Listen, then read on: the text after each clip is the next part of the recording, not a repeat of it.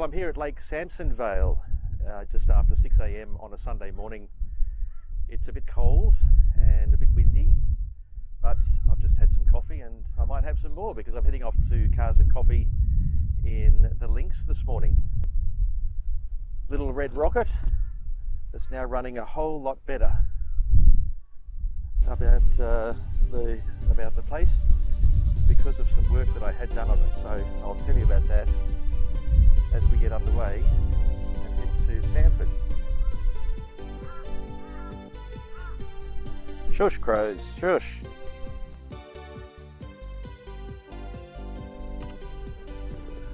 Engines on, lights on, even though the day is beginning, and we'll leave Lake Samsonvale behind.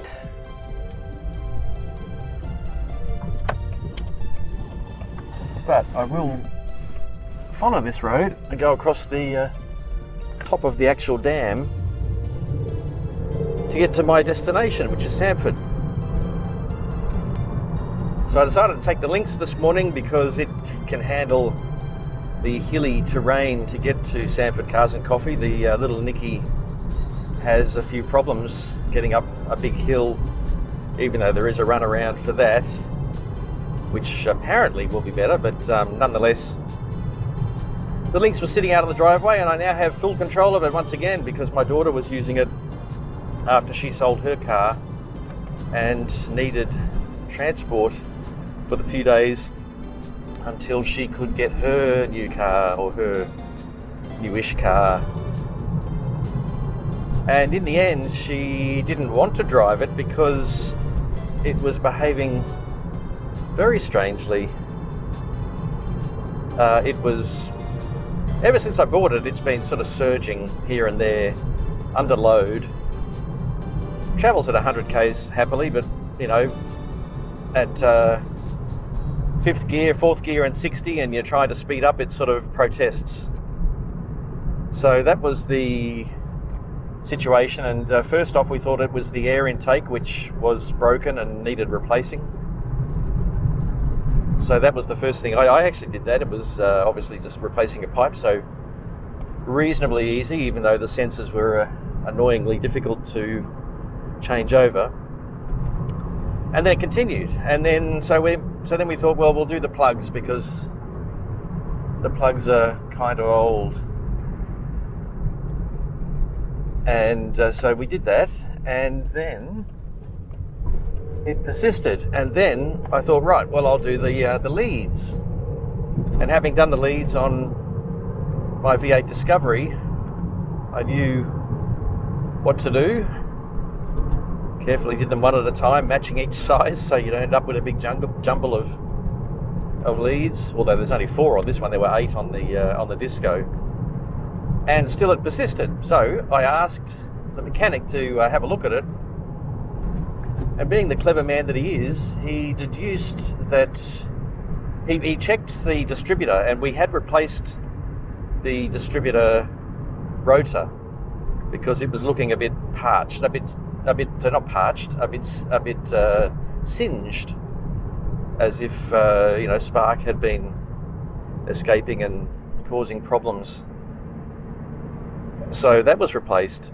Then it was a matter of, well, what else about the distributor could be playing up and giving us electrical dysfunction. So he had a closer look and he noticed that while the distributor cap was fine, there was a plastic base under the distributor cap sitting over the base of the whole distributor, and it had cracks in it. So he surmised that spark was sneaking through these quite significant cracks to ground themselves elsewhere on the car. So then it was a matter of, where are we going to get another distributor from? This is a 26-year-old car, and obviously there's no new part just to buy that little part. I suppose you could buy a whole new distributor, but that would cost a couple of $100 at least, I'm guessing. So then it was, well, let's look for one from the wreckers. And this is basically a 3-door laser. There were 5-door lasers that had the same engine as this, made by Mazda, as I've discussed before, as a 323 overseas. So you'd think that they'd be plentiful, but there was none showing up at the local wreckers. There was none showing up at another local wreckers, but they had a database and they were able to find one in Melbourne for 165 delivered to their door, which is a lot to pay for a little piece of plastic. But I went ahead with it hoping that it was the right part, because he gave me the letters and numbers on the outside of it, and yes, they matched up to the one on this one. There were 2 on offer apparently for this 1.8 BP laser type setup, and so we got it. I picked it up from the wreckers. He said it looked like the cap that I bought, the second-hand one, it looked like it was the original seal, and so that hopefully means it was a very low kilometre laser that it came off. And so he put it on, and it has not played up since. So it's driving beautifully once again. As I've said before, the BP engine just loves to rev, and I've just filled it up this morning and reset the trip meter. So I'll do a calculation on how it's going for fuel usage. It was a little bit high the last time I checked, but that was after it was caught in all sorts of drama, in flooded roads. I couldn't get home. I was stuck in traffic for an hour and a bit. So that probably, plus it was sputtering the whole time, which obviously made me a bit nervous too. I didn't want it to break down in all this traffic. So that may have been why it was using more petrol. So anyway, we'll see how it compares now that it has new plugs, new leads, new distributor rotor, and the distributor base, as well as oil and filter. So mechanically, it should be very happy, even if the paint is still a bit so-so. And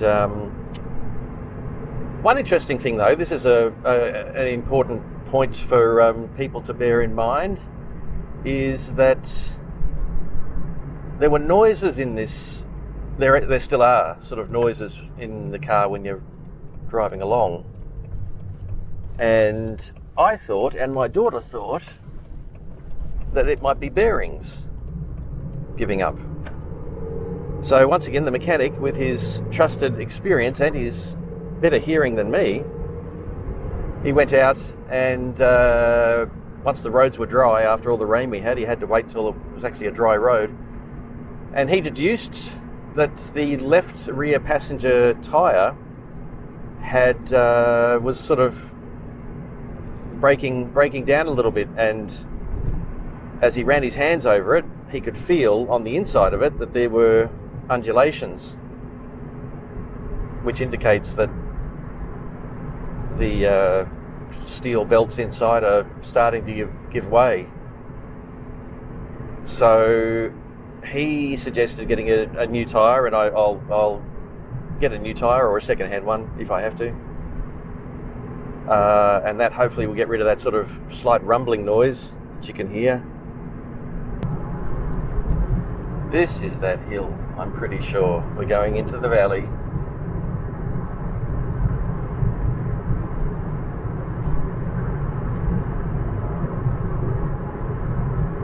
Yep.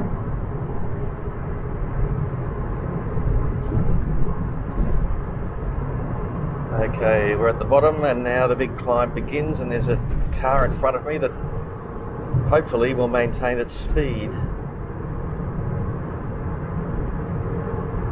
Still in fifth, doing 85 up the hill. This is the heavy bit, hitting 80, still in fifth, haven't bothered to change. 75, I should change. 72, back into fourth. And yes, I know people with turbo cars will laugh at me, but I do the best with what I've got.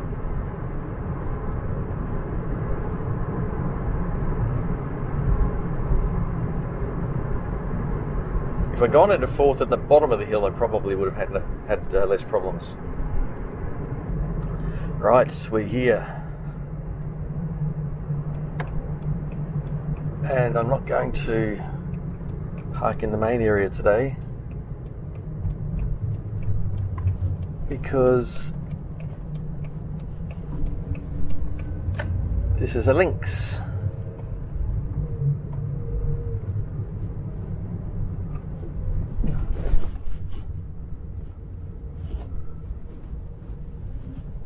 Okay, I'll just park up here.